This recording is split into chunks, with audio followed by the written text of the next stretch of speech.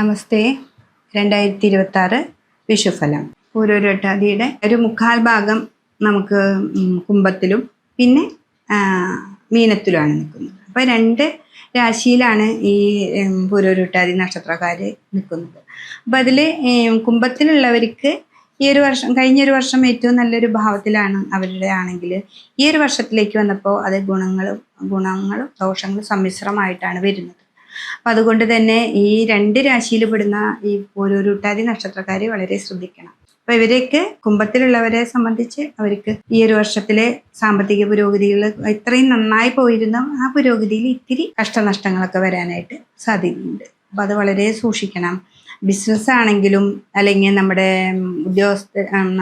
മേലധികാരികളിൽ നിന്ന് അല്ലെങ്കിൽ നമുക്ക് വേറെ എന്തെങ്കിലും ഒരു കാര്യങ്ങളിലൊക്കെ നമുക്ക് ചെല്ലുമ്പോൾ അവിടെ ഒരു ബ്ലോക്ക് വരാനായിട്ട് സാധ്യതയുണ്ട്.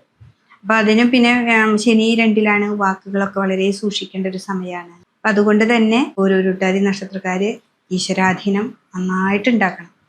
ഈ ഒരു വർഷം എപ്പോഴും വിഷ്ണു ക്ഷേത്രത്തിലുമായി ബന്ധം ഉണ്ടാവണം. മാസത്തിലൊരിക്കലെങ്കിലും വിഷ്ണു ക്ഷേത്രത്തിലോ അല്ലെങ്കിൽ കൃഷ്ണൻ്റെ അമ്പലത്തിലോ പോയി പറ്റത്തക്ക വഴിപാടുകൾ ചെയ്യണം. നമ്മളെ ബിസിനസ് ആണെങ്കിൽ ഇപ്പോൾ നടന്നുകൊണ്ടിരിക്കുന്നത് ഈ ഒരു വർഷം ഇതുപോലെ തന്നെ പോയിക്കൊണ്ടിരിക്കുക. അതിലൊരു ഹ്യൂജ് എമൗണ്ട് ഇറക്കാനോ എന്നും പോകണ്ട. അതുപോലെ നമുക്ക് വരാനുള്ള ധനം വന്നാലും നമ്മൾ അതിലേക്ക് എടുത്ത് ഇറക്കരുത്. അത് ഈ ഒരു വർഷം നമ്മൾ സൂക്ഷിച്ച് കൈകാര്യം ചെയ്യാം. ഒരു ഹാഫ് ടൈം വരെ നമ്മൾ സൂക്ഷിക്കുക വേണം.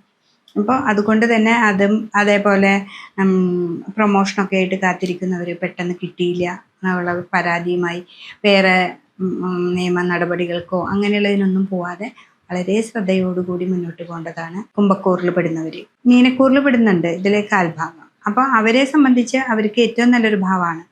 ഇപ്പം ഇത്രയും നാളത്തേക്കാൾ ഇത്തിരി കൂടി നല്ലൊരു ഭാവത്തിലേക്കാണ് പോകുന്നത്. അപ്പോൾ അവർക്ക് ലഗ്നത്തിൽ ശനിയുണ്ട് എങ്കിലും ഈ ഒരു വർഷം അവർക്ക് ഏറ്റവും നല്ല ഭാവമാണ് വരുന്നത്. ആ ശനിയെ മാത്രം നന്നായി പ്രീതിപ്പെടുത്തുക. നമ്മുടെ കർമ്മത്തിൽ എപ്പോഴും കർമ്മത്തിൽ മാത്രം ശ്രദ്ധിക്കുക. പിന്നെ ഉപാസനയൊക്കെ ഉള്ളവരാണെങ്കിൽ പെട്ടെന്ന് നല്ല ഉപാസനാമൂർത്തി നമുക്കെല്ലാം വഴികാട്ടിയായിട്ട് മുന്നോട്ട് വരാനായിട്ടുള്ളൊരു സമയം കൂടിയാണ്. അതുകൊണ്ട് തന്നെ പൂരോരുട്ടാതിയുടെ ഇനക്കൂറുകാർ വളരെ ശ്രദ്ധിക്കുക. നല്ല ഭാവത്തിലേക്കും കുംഭത്തിൽ വരുന്നവർക്കാണ് ഇത്തിരി ദോഷാനുഭവങ്ങൾ വരുന്നത്. ഈ 2 കൂറുകാരിൽ പെടുന്ന നക്ഷത്രങ്ങളിൽ പെടുന്ന ആൾക്കാർ ഇത് ശ്രദ്ധയോടുകൂടി മുന്നോട്ട് പോവുക. സാമ്പത്തികമായിട്ടുള്ള കാര്യങ്ങളിൽ വളരെ ശ്രദ്ധിക്കുക.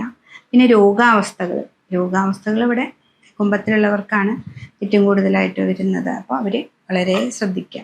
പിന്നെ അവിടെ ഈ ഒരു വർഷത്തിൽ കുറച്ച് നാൾ ചൊവ്വയും സൂര്യനും ഒക്കെ അങ്ങോട്ട് മാറ്റം വരുമല്ലോ. അപ്പോൾ ഈ വർഷത്തിൽ ഹാഫ് ടൈം എന്തായാലും കുംഭക്കൂറുകാർക്ക് വളരെ സൂക്ഷിക്കേണ്ട ഒരു സമയമാണ്.